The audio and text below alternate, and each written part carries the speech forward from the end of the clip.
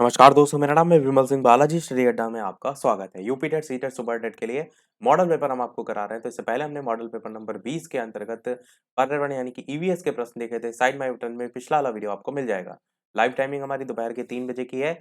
Model paper number आज हम 21 के अंतर्गत बाल विकास के सीडीपी के 30 प्रश्न देखेंगे। चलिए शुरू करते हैं प्रश्न नंबर 1 से। सबसे पहला प्रश्न, इनमें से कौन बालक के विकास को प्रभावित करने वाला बाह्य कारक है, यानी कि बाहर से जो है प्रभावित करता है, आंतरिक रूप से नहीं। आर्थिक स्थिति जो होती है, पैसे नहीं है आपके पास, धन नहीं है, तो ये क्या है, ये बाह्य कारक है, आंतरिक कारक में नहीं आएगा। सामाजिक स्थिति भी आपकी कैसी है, समाज में कैसी स्थिति है, क्या उस पर प्रभाव पड़ रहा है, ये सारी चीजें बाह्य कारक में ही आएंगी। जीवन की जो घटनाएं होती है विभिन्न प्रकार की, वो भी बाह्य कारक में ही आती हैं। तो ए और बी और सी, ए और सी या सभी, तो क्लियर तरीके से आसानी से आप कह सकते हैं कि ये सभी आपका आंसर यहाँ पर जो है वो हो जाएगा। आसान सा प्रश्न है, आप आसानी से कर ले जाएंगे। दूसरे प्रश्न की तरफ बढ़ते हैं। निम्नलिखित में से किसका विकास जो है वो अधिक होगा। शारीरिक रूप से विकलांग बालक का होगा, सामाजिक आर्थिक रूप से जो संपन्न होगा, संपन्न मतलब उसके चीज पास वो चीज हो, आर्थिक रूप से जो संपन्न होगा वो होगा, या इनमें से कोई नहीं। तो अब यहाँ पर जब संपन्नता की बात की जा रही, तो पहला ऑप्शन सबसे पहले काट दीजिए। शारीरिक रूप से जो विकलांग बालक की बात की गई है, इनमें से कोई नहीं, इसको भी काट दीजिए। एक बालक वो है जो सामाजिक आर्थिक दोनों रूप से संपन्न है, और एक केवल आर्थिक रूप से। तो दोनों में से किसे आप चुनेंगे, सेकंड वाले को चुनेंगे, यानी आंसर आपका सेकंड वाला सही हो जाएगा। सामाजिक आर्थिक रूप से जो संपन्न बालक होगा उसका विकास जो है वो अधिक होगा। तीसरा प्रश्न, कि बच्चे जो है वो फिल्मों में दिखाए गए हिंसात्मक व्यवहार को सीख सकते हैं, ये निष्कर्ष इनमें से किस मनोवैज्ञानिक द्वारा किए गए कार्य पर आधारित हो सकता है। एडवर्ड एल थॉर्नडाइक, जेबी वॉटसन, एल्बर्ट बंडूरा या जीन पियाजे। तो बताइए इनमें से कौन सा जो है वो सही होगा। हिंसात्मक व्यवहार को सीख सकते हैं जो बच्चे फिल्मों में दिखाया जाता है उसके संदर्भ में, तो ये जो निष्कर्ष निकाला था वो निकाला गया था अल्बर्ट बंडूरा के द्वारा। तो थर्ड वाला आपका ऑप्शन यहाँ पर जो है वो सही होगा। चौथा प्रश्न आपका है, सीबीएसई द्वारा प्रस्तावित समूह परियोजना जो गतिविधि होती है, ये आपसे पूछा गया है कि किसका एक सशक्त साधन है। सामाजिक भागीदारिता को सुगम बनाने का, शिक्षकों के भार को हल्का करने का, नित्य प्रति के जो शिक्षण है उससे होने वाले जो तनाव होता है उसको दूर करने का, या अनेकता में एकता ही संकल्पना का प्रचार प्रसार जो है वो करना। देखिए, अनेकता में एकता तक तो ठीक था, पर जब प्रचार प्रसार की बात हो गई तो इस ऑप्शन को बिल्कुल काट दीजिए। चौथा तो बिल्कुल नहीं होगा। नित्य प्रति के शिक्षण से होने वाला जो तनाव है उसको दूर करने के लिए समूह परियोजना विधि नहीं होती, बिल्कुल गलत है। शिक्षकों के भार को हल्का करना बिल्कुल गलत है। पहला वाला सबसे बेहतर है, सामाजिक भागीदारिता को सुगम बनाना। पहले भी हमने देखा है ग्रुप में क्या होता है, आपके पास कोई नॉलेज है, दूसरे के पास कोई नॉलेज है, वो आपको दे रहा है, आप उसको दे रहे हैं, तो क्या होता है, एक जो सामाजिक भागीदारिता होता है उससे आप आसानी से जो है चीजों को सीखते हैं। समूह परियोजना गतिविधि में हम यही चीज देखेंगे। तो सम सीबीएसई द्वारा प्रस्तावित पहला आपका ऑप्शन सही होगा। अगला देखते हैं, सामाजिकरण का अर्थ क्या होता है। सामाजिक जो मानदंड है उनका कठोर रूप से पालन करना। वर्ड आ रहा है कठोर, ऑप्शन काट दीजिए। समाज में समायोजित होना, देखिए समायोजित होना बिल्कुल सही हो सकता है। सामाजिक मानदंड के विरुद्ध विद्रोह करना बिल्कुल गलत है। सामाजिक विविधता को समझना, अब बताइए सेकंड और फोर्थ में कौन सा ज्यादा बेहतर है। समाज में आप समायोजित हो सामाजिकरण के अनुसार, या विविधता को आप समझें। आंसर की बात करते हैं तो सामाजिकरण में होता है समाज में समायोजित होना। विविधता को समझना भी सही है, पॉजिटिव पॉइंट है, पर सेकंड वाला आपका ज्यादा बेहतर होगा जो कि प्रश्न में पूछा गया उसके अकॉर्डिंग। अगला देखते हैं आपका प्रश्न नंबर 6, कि बच्चे के विकास में जो उसका आसपास का परिवेश होता है, वातावरण होता है, उसका जो प्रभाव उस पर पड़ता है, परिवेश का जो प्रभाव बच्चे के विकास पर पड़ता है, उसे हम क्या कहते हैं। पालन पोषण कहते हैं, सामाजिक विकास कहते हैं, संवेगात्मक विकास कहते हैं, या जो परिवेश का लाभ है वो कहते हैं। बताइए कौन सा इनमें से सही होगा। बच्चे के विकास में उसके परिवेश का जो प्रभाव उस पर पड़ता है वो क्या कहलाता है। इन चारों ऑप्शन में से आंसर की बात करते हैं तो पालन पोषण आपका जो है वो सही होगा, क्योंकि कहीं ना कहीं जो बच्चा जो होता है, जो एकदम इनिशियल स्टेज पर होता है, वहां पर जो भी उसके आसपास का वातावरण होता है वो प्रभाव डालता है, और वैसा ही बच्चा बन भी जाता है, ऐसे कह सकते हैं आप। तो पालन पोषण जो है उसके अंतर्गत हम इसे रखेंगे। सातवां प्रश्न है कि परिवेश के प्रभाव मानव के डैश और डैश दोनों चरणों पर बहुत महत्वपूर्ण है। सामाजिक आर्थिक, समाज विद्यालय में शिक्षा, प्रसव पूर्व या प्रसव के उपरांत, या परिवार विद्यालय में विकास, कौन सा इनमें से सही होगा। तो परिवेश का जो प्रभाव होता है वो मानव के, चाहे वो प्रसव पूर्व का समय हो और चाहे वो प्रसव के उपरांत, दोनों ही चरणों में जो है वो परिवेश का महत्व होता है। तो थर्ड वाला आपका ऑप्शन जो है यहाँ पर जो है वो सही होगा। प्रसव के उपरांत तो आपको समझ में आ रहा है, प्रसव पूर्व कैसे जो है प्रभाव पड़ता है परिवेश का। तो जो भी माता जो होती हैं जिनके साथ द्वारा जो ग्रहण किया जाता है, जैसे कोई अवैध नशीला कोई पदार्थ जैसे अल्कोहल वगैरह है, तो इस तरीके की जो चीजें हैं वो कहीं ना कहीं बच्चे पर प्रभाव डालती हैं। तो वो आपका परिवेश जो है वो जो अजन्मा शिशु है उस पर प्रभाव डालती है। तो वो आप कह सकते हैं कि प्रसव पूर्व भी जो है यहाँ पर आता है। आठवां प्रश्न आपका कि मूल प्रवृत्तियां मैंने बताई हुई हैं, तो बालक को जो मूल प्रवृत्तियां डैश से प्राप्त होती हैं, विकास डैश में होता है, यानी वातावरण से प्राप्त होती हैं। और विकास जो है वो वंशानुक्रम में होता है उनका विकास, या फिर बालक को जो मूल प्रवृत्तियां वंशानुक्रम से प्राप्त होती हैं उनका विकास वातावरण में होता है, या परिवार से प्राप्त होती हैं उनका विकास विद्यालय में होता है, या समाज से प्राप्त होती हैं उनका विकास परिवार में होता है। आंसर की बात करते हैं तो आप कहेंगे कि बालक को जो मूल प्रवृत्तियां जो है वो पहले से प्राप्त होती है, पहले मतलब वंशानुक्रम से प्राप्त होती हैं, तो वही उनका विकास जो है वातावरण जो है उसमें होता है। तो ये आपका ऑप्शन सेकंड वाला जो है वो सही होगा। नवा प्रश्न कह रहा है बालक के सम्यक विकास के लिए इनमें से किनका संयोग सबसे ज्यादा अनिवार्य है? उसके विद्यालय और परिवार का, उसके वंशानुक्रम और वातावरण का, उसके परिवार और समाज का, या उसके समाज और राष्ट्र का? कौन सा इनमें से सही होगा? बालक के सम्यक विकास के लिए इनमें से किनका संयोग सबसे ज्यादा अनिवार्य है? तो उसके वंशानुक्रम और वातावरण, ये आपका सही होगा। वंशानुक्रम और वातावरण की अंतः क्रिया करके भी ऑप्शन में देखने को मिलता है, तो वो भी आपका सही होगा। अगला प्रश्न, पियाजे के संज्ञानात्मक विकास के जो चरण होते हैं उनके अनुसार इंद्रिय गामक या संवेदी प्रेरक अवस्था किसके साथ संबंधित होती है? सामाजिक मुद्दों से सरोकार, या अनुकरण, स्मृति और मानसिक निरूपण, या तार्किक रूप से समस्या समाधान, या विकल्पों के निर्वाचन और विश्लेषण करने की योग्यता? तो जो इंद्रिय गामक अवस्था होती है सबसे पहला चरण होता है, और जो सबसे पहला चरण होता है, अब उसमें बच्चा सामाजिक मुद्दों को तो सोच नहीं लेगा, तार्किक रूप से तो सोच नहीं लेगा, विकल्पों का निर्वाचन और विश्लेषण तो कर नहीं लेगा। सेकंड वाला बचा, ये आपका सही होगा। अनुकरण यानी कि देखना, नकल करना, स्मृति और मानसिक निरूपण, ये सारी चीजें इंद्रिय कामक जो अवस्था है उनमें आती है जीन पियाजे के अनुसार। जन्म से 2 वर्ष तक की अवस्था जो है वो आपकी कहलाती है। 11 प्रश्न है, कोहलबर्ग के अनुसार जो शिक्षक बच्चों में नैतिक मूल्यों का विकास कर सकता है, और पूछा गया है कैसे व्यवहार किया जाना चाहिए इन पर कठोर निर्देश दे करके, धार्मिक जो शिक्षा है उसको महत्व दे करके, व्यवहार के स्पष्ट नियम बनाकर, या नैतिक मुद्दा जो है उन पर आधारित जो चर्चाएं हैं उन्हें उनमें शामिल करके। तो कोहलबर्ग की जब भी बात होती है तो बात होती है नैतिक शिक्षा की। नैतिक शिक्षा वाला ऑप्शन फोर्थ वाला है, बस यही आपका जो है वो बिल्कुल आपका सही हो जाएगा। 12 प्रश्न देखते हैं। पियाजे के अनुसार विकास की जो पहली अवस्था है जन्म से लगभग 2 वर्ष की अवस्था, इसके दौरान बच्चा डैश सबसे बेहतर जो है वो सीखता है। निष्क्रिय शब्दों को समझने के द्वारा, अमूर्त तरीके से चिंतन, भाषा के नए अर्जित ज्ञान के अनुप्रयोग, या इंद्रियों के प्रयोग के द्वारा। तो अब पहली अवस्था ही है, 2 वर्ष में बच्चा अमूर्त तो बिल्कुल नहीं सीखेगा, सेकंड ऑप्शन सबसे पहले ही काट दीजिए। इसके अलावा जो बच्चा है वो निष्क्रिय शब्दों को कहाँ से समझ लेगा, इतना छोटा है। भाषा के नए अर्जित ज्ञान का अनुप्रयोग कहाँ से कर लेगा? इंद्रियों के प्रयोग के द्वारा ही उसके सारे क्रियाकलाप होते हैं। फोर्थ वाला आपका ऑप्शन यहाँ पर सही होगा।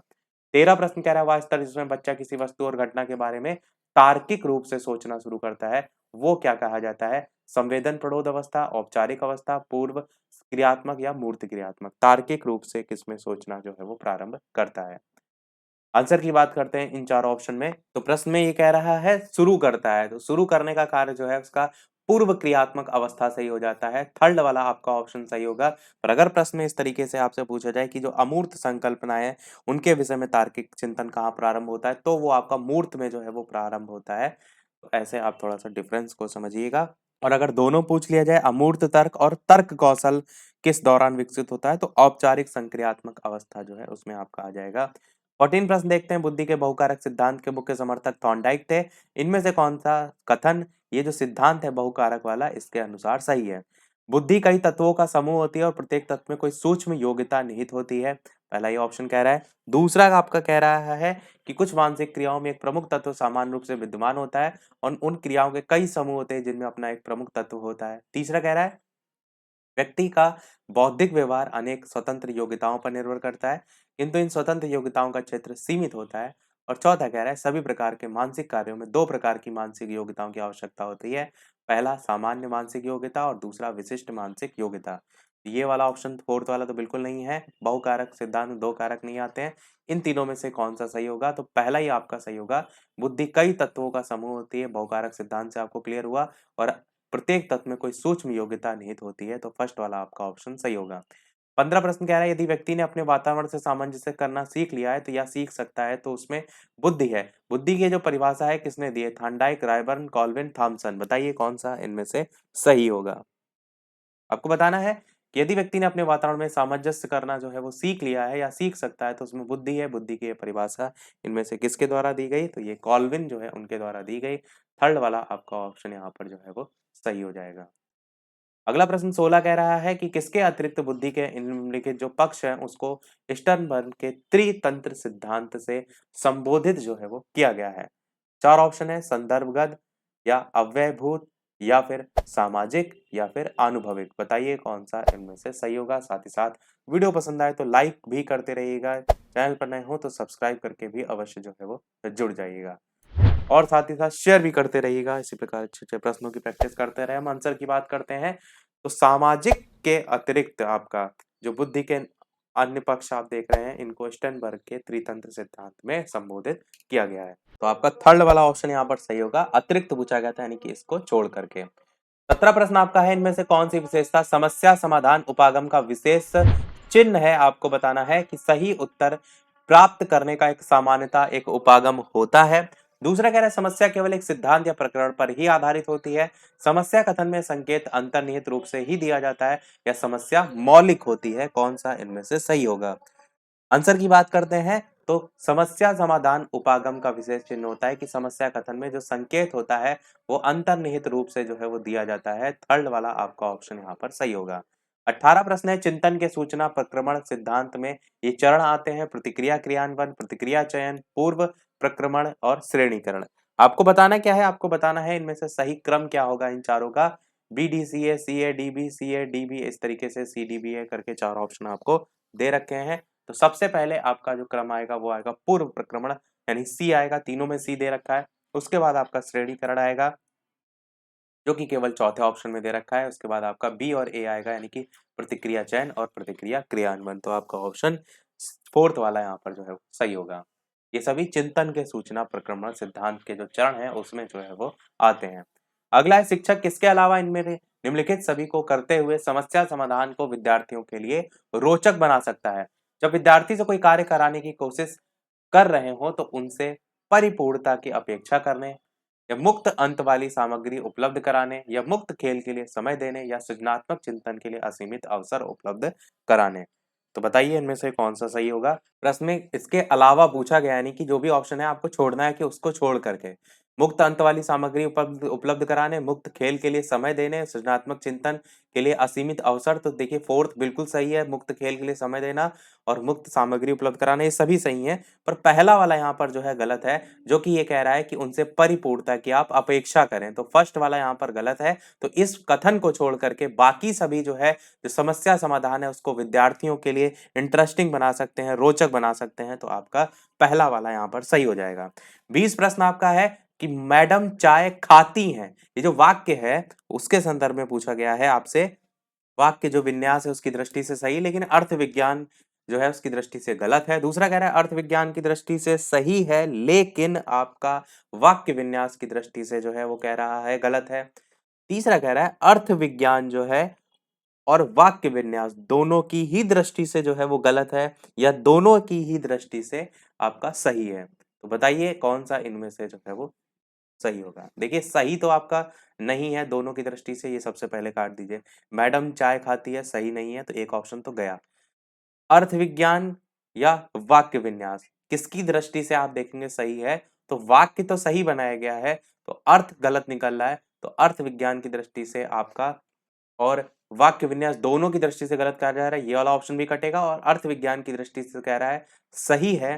कहने का मतलब कि जो अर्थ इसका है वो आपका जो है वो गलत निकल रहा है। परंतु जो वाक्य बनाया गया है ना वो सही है।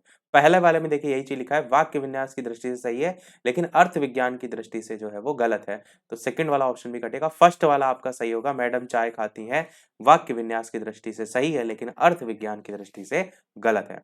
21 प्रश्न कह रहा है सांस्कृतिक और भाषिक रूप से वैविध्यपूर्ण कक्षा में ये निश्चित करना पहले कि शिक्षार्थी विशिष्ट शिक्षा वर्ग में आता है या नहीं, एक शिक्षक को करना चाहिए। माता पिता को इसमें सम्मिलित नहीं करना चाहिए और रीजन दिया गया है क्योंकि उनके पास अपना कार्य जो है वो होता है। दूसरा कह रहा है अक्षमता स्थापित करने से पहले शिक्षार्थी की जो मातृभाषा है उसका मूल्यांकन करना चाहिए। तीसरा है कि जो पारंगत मनोविज्ञानी हैं उनका उपयोग।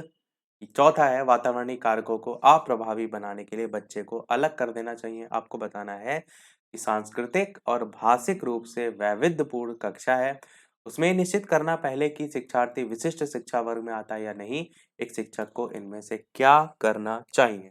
आंसर की बात करते हैं तो अक्षमता स्थापित करने से पहले शिक्षार्थी की मातृभाषा का मूल्यांकन करना चाहिए।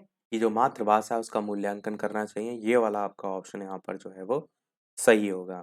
अगला देखते हैं आपका 22 प्रश्न कि विद्यार्थियों के पोर्टफोलियो के लिए सामग्री का चयन करते समय किसका और किसका जरूर होना चाहिए। विद्यार्थियों और समावेशन का, अभिभावक और का समावेशन, यहाँ पर का लिखा है ना तो उसी हिसाब से आपको पढ़ना है। विद्यार्थियों का समावेशन, अभिभावकों का समावेशन, विद्यार्थियों का बहिष्करण या अन्य शिक्षकों का समावेशन। तो बहिष्करण वाला ऑप्शन काट दीजिए, अन्य शिक्षकों का समावेशन काट दीजिए क्योंकि विद्यार्थियों के पोर्टफोलियो की बात की गई है। आंसर आपका पहला ही सही होगा, अभिभावक से लेना देना नहीं है, विद्यार्थियों का समावेशन जो है आपका यहाँ पर सही होगा। अगला देखते हैं आपका प्रश्न नंबर 23 कि छात्राओं से लैंगिक भेदभाव का प्रतिकूल प्रभाव इनमें से किस पर जो है वो पड़ता है। उनके सामाजिक उत्थान पर, उनके सामाजिक दृष्टिकोण पर, उनके शैक्षणिक विकास पर। केवल ए, केवल सी, केवल बी या फिर सभी। बताइए कौन सा इनमें से सही होगा। छात्राओं से लैंगिक भेदभाव का प्रतिकूल प्रभाव इनमें से किस पर पड़ता है। उनके सामाजिक उत्थान पर पड़ता है, सामाजिक दृष्टिकोण पर भी कहीं ना कहीं प्रभाव देखने को मिलता है। तो जब दो ही ऑप्शन सही होगा, केवल केवल वाले ऑप्शन है, तो उनके शैक्षणिक विकास पर भी पड़ेगा। ये सभी आपका सही हो जाएगा। 24 प्रश्न है छात्र और छात्राओं के बीच लैंगिक प्रभाव को कम करने के लिए उपाय आप क्या कर सकते हैं। छात्राओं को छात्रों के समान अधिकार आप दें, तो आप कहेंगे बिल्कुल देना चाहिए, ये लैंगिक प्रभाव को कम करेगा। छात्राओं को छात्रों के समान कार्य के जो समान अवसर हैं वो उपलब्ध कराएं, बिल्कुल सही है। छात्राओं को छात्रों के समान जो शैक्षिक योग्यता की समानता है वो उपलब्ध कराएं, बिल्कुल सही है। तीनों ही आपके सही हैं, तो यहाँ पर भी ये सभी आपका ऑप्शन बिल्कुल सही हो जाएगा। 25 कह रहा है आप एक शिक्षक होने के नाते अपनी कक्षा की जो छात्राएं हैं उनका शिक्षण कैसे करेंगे। कक्षा के छात्रों से अलग करके उन्हें घर के काम धंधों की जानकारी देंगे, सीधे गलत है, पहला ऑप्शन सीधे काट दीजिए। छात्रों को सिलाई बुनाई के कामों में अधिक रुचि लेने की सलाह देंगे, बिल्कुल गलत है। सभी छात्र और छात्राओं की समान रूप से शिक्षण व्यवस्था करेंगे, बिल्कुल सही है। छात्राओं पर अवांछित टिप्पणी, बिल्कुल गलत है। तो बस थर्ड वाला आपका ऑप्शन यहाँ पर सही हो जाएगा। 26 प्रश्न कह रहा है किसके अलावा इस घटना या वृत्तांत रिकॉर्ड की विशेषताएं हैं। ये घटनाओं का सही वर्णन है, इसके अलावा इस तरीके से यहाँ पर आपको लगाना है, चारों यहाँ पर जो दे रखे हैं आपके वाक्य। दूसरा कह रहा है ये बच्चों के व्यक्तिगत विकास अथवा सामाजिक अंतःक्रियाओं को वर्णित करता है, या पर्याप्त विस्तार से पूर्ण तथ्यात्मक प्रतिवेदन है, या व्यवहार को व्यक्तिनिष्ठ साक्ष्य और इसलिए या शैक्षणिक क्षेत्र के लिए फीडबैक उपलब्ध नहीं कराता है, लिखा है, बस यही गलत है। इसको छोड़कर यानी कि इसके अलावा इस घटना वृत्तांत रिकॉर्ड की विशेषताएं यानी कि बाकी सभी विशेषताएं हैं, फोर्थ वाली आपकी नहीं है। 27 प्रश्न है जब एक बावर्ची खाना पकाते समय खाने को चखता है तो वो क्या करता है। डैश के समान है, सीखने का आकलन कर रहा है, सीखने के लिए आकलन कर रहा है, सीखने के रूप में आकलन कर रहा है, या आकलन और सीखना दोनों एक साथ कर रहा है। बताइए कौन सा इनमें से सही होगा। आंसर की बात करते हैं तो जो भी वो सीख रहा है उसमें उसने जो भी वर्क किया, तो आप देखते हैं ना, जैसे आप इस चीज को ऐसे समझिए कि आपने साइकिल चलाना सीख लिया पूरे तरीके से और आपने एक दिन साइकिल निकाला और चेक कर रहे हैं, तो आप क्या कर रहे हैं, जो भी आपने सीखा उसमें कितना बेहतर सीखा है उसके लिए आकलन करना। तो वही चीज है, जब बावर्ची खाना पका रहा है उसको चख रहा है तो क्या कर रहा है, सीखने के लिए आकलन कर रहा है। सेकंड वाला आपका ऑप्शन यहाँ पर जो है वो सही हो जाएगा। अगला प्रश्न 28 अधिगम में आकलन किस लिए आवश्यक होता है। ग्रेड और अंकों के लिए, जांच परीक्षण के लिए, प्रेरणा के लिए, पृथक्करण और श्रेणीकरण के उद्देश्य को प्रोत्साहन देने के लिए। तो बताइए इनमें से कौन-सा जो है वो सही होगा? आंसर की बात करते हैं तो ये जो है वो जाँच परीक्षण के लिए आपका होता है। अधिगम्य आकलन किस लिए आवश्यक होता है? तो जाँच परीक्षण के लिए आवश्यक होता है। सेकंड वाला आपका सही होगा। अगला 29 प्रश्न सेकंड लास्ट इस वीडियो का, शिक्षार्थियों के ज्ञान अर्जन में सहायता करने के क्रम में जो अध्यापक हैं, उनको किस पर ध्यान केंद्रित करना चाहिए? ये सुनिश्चित करें कि शिक्षार्थी सब कुछ रटे बैठे हैं, यानी सब कुछ याद करते हैं। दूसरा कह रहा है शिक्षार्थियों के द्वारा प्राप्त किए गए जो अंक हैं, ग्रेड हैं, उस पर। शिक्षार्थियों को सक्रिय सहभागिता, बस यही आपका सही होगा, इसके लिए शामिल करना। बाकी 2 तो ऑप्शन सीधे काट दीजिए। अधिगम की अवधारणाओं में कुशलता प्राप्त करना सही है, पर सक्रिय सहभागिता ज़्यादा सही है। थर्ड वाला आपका ऑप्शन यहाँ पर सही होगा। अगला और इस वीडियो का लास्ट प्रश्न देखते हैं। इसके बाद एक प्रश्न हम आपसे भी पूछेंगे, जैसे कि सभी वीडियो में हम आपसे एक ना एक प्रश्न पूछते हैं। इसके अलावा चैनल पर नए हो तो सब्सक्राइब करके अवश्य जुड़ जाइएगा। वीडियो पर नए आए हो तो चैनल पर टेलीग्राम चैनल से ना जुड़े हों तो बालाजी स्टडी अड्डा सर्च करके जुड़ सकते हो। वीडियो को अभी तक आपने लाइक ना किया हो, सभी लोग वीडियो को लाइक भी करते रहिएगा। बताइए प्रश्न, एक उपयुक्त रचनात्मक आकलन का कार्य इनमें से कौन-सा नहीं है? खुले अंत वाले प्रश्न, परियोजना, अवलोकन, विद्यार्थियों का योग्यता क्रम निर्धारित करना, बताइए कौन-सा इनमें से सही होगा? कौन-सा एक उपयुक्त रचनात्मक आकलन का कार्य जो है वो नहीं है? आंसर की बात करते हैं तो आपका विद्यार्थियों का योग्यता क्रम निर्धारित करना, ये नहीं है आपका रचनात्मक आकलन का कार्य, कि आप किसने क्या योग्यता पाई है उसका आप क्रम निर्धारण कर रहे हैं, तो ये नहीं है। बाकी सभी जो है आपके आ जाएँगे। तो सभी प्रश्न हुए हमारे समाप्त। अब एक प्रश्न आपके लिए भी, जैसे कि सभी वीडियो में हम आपसे एक ना एक प्रश्न पूछते हैं। तो ये है आपका इस वीडियो का प्रश्न, जिसका आंसर वीडियो के मेन कमेंट में आपको बताना है। लेटेस्ट प्रश्न है और करंट अफेयर के लिहाज से प्रश्न हम पूछ रहे हैं। इसके बाद के हिंदी के प्रश्न ही आपको कराएँगे। तो 2021 के लिए 56वां ज्ञानपीठ पुरस्कार किसे मिला है? ए ऑप्शन है जी शंकर कुरूप, बी ऑप्शन है अकितम अच्युतन नंबूदरी, सी ऑप्शन है नीलमणि फूकन और डी ऑप्शन है दामोदर मौजो। इन चारों में से कौन-सा सही होगा? अपना आंसर वीडियो के मेन कमेंट में टाइप करके जो है वो बताइएगा। बाकी लाइव टाइमिंग आप जानते हैं, एक दोपहर के 3 बजे की है, शाम के 8 बजे की है। लाइव आकर भी वीडियो आप देख सकते हैं, प्रश्नों की प्रैक्टिस कर सकते हैं। तो आज के वीडियो में इतना ही रखते हैं, मिलते हैं अगले वीडियो में कुछ नए प्रश्नों के साथ, नए टॉपिक के साथ। तब तक के लिए नमस्कार, जय हिंद।